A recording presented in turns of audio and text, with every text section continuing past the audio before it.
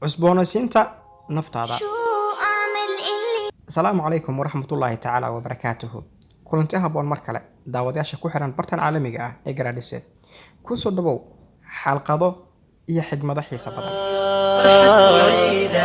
عملك صوبا مسجدك عامرا الزي شرفية فرحتك عيدا عملك صوبا مسجدك عامرا.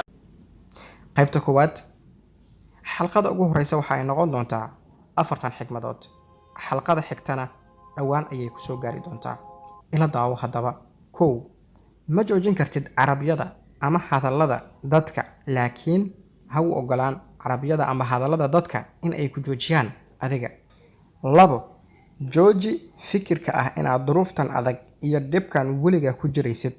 sida xilliyada sanadka isu bedelaan ayay xaaladuhu isu bedelaan. noloshu waa wareeg, mana jirto wax sidooda iska ahaanaya weligood. xitaa naftaada waxa ay leedahay taariikh ay dhacday.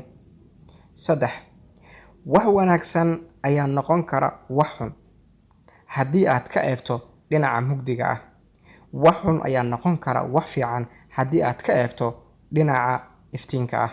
4 buurtan aad xambaarsan tahay waxa kaliya oo lagaga reebay in aad korto, dhinaca kalena aad kaga degato, laakiin adiga dhabarka iyo garbaha ku qaatay oo culays isaga dhigay. xalqada xigta inta ku gaari doono waad mahadsan tahay. muuqaalkana walaalahaaga la wadaag.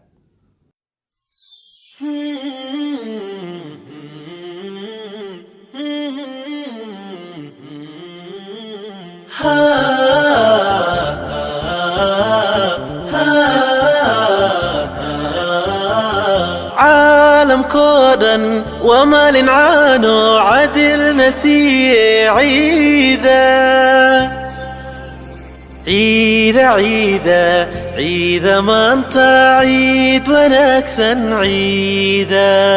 عالم كودا ومال عانو عدل